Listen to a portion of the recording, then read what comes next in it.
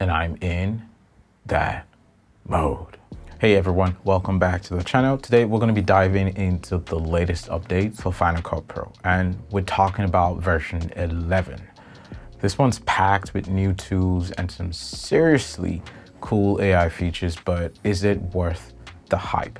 Let's break it down to see how much these updates will actually change our lives as filmmakers, editors, and content creators. The first thing is the magnetic mask. All right, first up, imagine you don't need a green screen or hours of manual tracking anymore.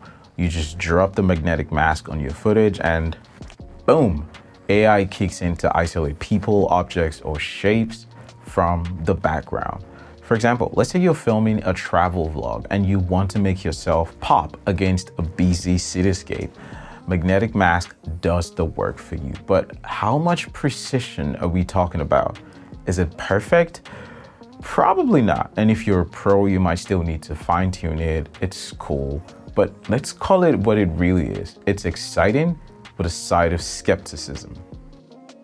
Moving on, transcribe to captions. And I don't know why this is taking this long. If you've been manually typing captions, this one's for you. Final Cut Pro can now automatically transcribe audio into captions with Apple's own AI. Now, if you're creating content for platforms where captions are key, like Instagram or YouTube, this is a huge time saver. Just speak and let Final Cut handle the rest. But here's a thought. Is it accurate enough for every accent? And for those who do not have macOS Sequoia, you might be left out on this feature. Now, spatial video editing. Editing 3D-like videos for Apple Vision Pro. Look, this sounds incredible for those working with VR, but for the everyday editor or freelancer, I'm not even sure it will be in demand. I mean, how many of us are shooting content specifically for Apple Vision Pro right now? But hey, if you're in VR or immersive media, this update is a game changer for you. For everyone else, it's just a fun tech leap, but probably not a must-have feature yet. Let's talk workflow.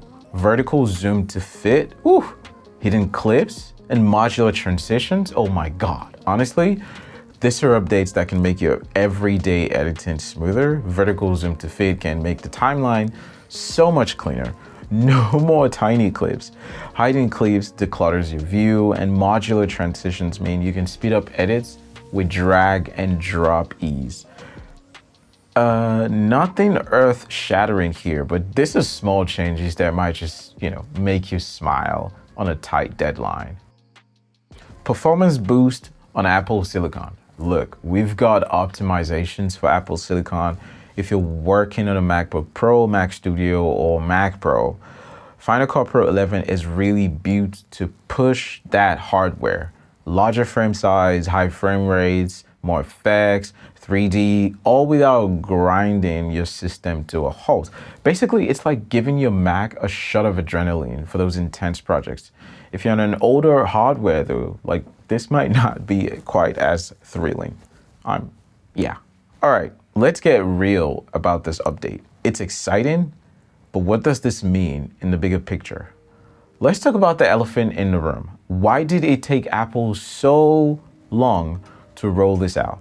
For a long time, Apple's been criticized for kind of forgetting Final Cut Pro, while competitors like DaVinci Resolve have been rolling out updates like clockwork. They've been gaining ground with consistent updates and new features that meets the needs of today's editors.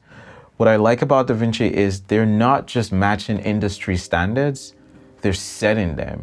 And I don't even use DaVinci Resolve. For example, DaVinci Resolve has really nailed color grading and collaboration features that are a huge deal for both pro editors and indie filmmakers. And even their free version offers so many pro level features. So if you're an editor on a budget, you might be thinking, why even pay for Final Cut Pro at all? And that's fair. I guess if you're in the market right now, it's worth considering what you really need out of your editing software. Are you more drawn to cutting edge features in AI, or do you need comprehensive tools that cover every aspect of editing? in a more budget-friendly package. Now, this update hints at where Apple might be going with Final Cut Pro in the future, which is funny. With this new update to 11, it's clear Apple is bringing out some impressive tools, especially with AI enhancements. It feels like they're aiming to make the software more accessible and more automated. But it raises the questions, are these features the one we really wanted or needed? Like, are these the features that we as editors and creators are actually asking for?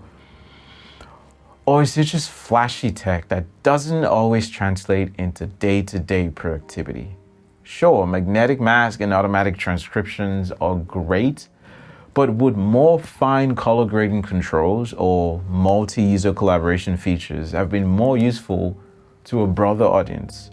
I'm going to be speculating here, but it seems like Apple is trying to balance keeping Final Cut a pro-level software while attracting newer, younger editors who might prefer a more intuitive AI-assisted workflow. That's great for accessibility, but there's a risk of losing hardcore professionals who need depth and control in their tools. It'll be interesting to see if they continue to focus on this tech route or if they start listening to users who want more practical, day-to-day editing improvements. So, are these updates worth it? Because I'm in that mode. While Final Cut Pro 11 has some exciting tools, it's not without its drawbacks. Ultimately, it depends on your specific needs and your budget. If you're looking for a software that leverages Apple's hardware to the max and you are into new AI tools, it might be worth it. But if you're all about the advanced color grading or if budget is a factor, I think that DaVinci Resolve might actually give you more bang for your buck. And let's be real, with Resolve's free version, the bar is pretty high for paid software like Final Cut Pro. I'd say if you're someone who relies on time saving and efficiency, well, Final Cut Pro 11 has some tools that are going to improve your workflow. The magnetic mask, the transcribe to captions, and those workflow tweaks are especially useful. Spatial video, it is cool, I'm not gonna lie, but unless you are in the immersive content space, it's probably not going to change your editing life. At the end of the day, the real takeaway here is that Apple is definitely moving towards making Final Cut Pro a powerful AI-driven editor. It's exciting, but we'll see how much we actually use day to day. So that's where I stand, conflicted, but hopeful. I'm excited to see what's next for Final Cut Pro, but cautiously watching Apple's pace. In the end, these updates feel like a step in the right direction, but maybe not a leap, a jump. They show Apple's commitment to making Final Cut Pro a high-performance tool with more streamlined, user-friendly features, especially for those working on Apple Silicon. Let me know what you think all about this update and if you think Final Cut is back on track, or if they're just playing catch up. Are these updates what you've been waiting for? Or is Apple still playing? I mean, is this enough to get Final Cut Pro back on the throne? Only time will tell. Let me know in the comments below and don't forget to like, subscribe if you've enjoyed the breakdown. I also have other videos about Final Cut Pro that you can check out here or yeah.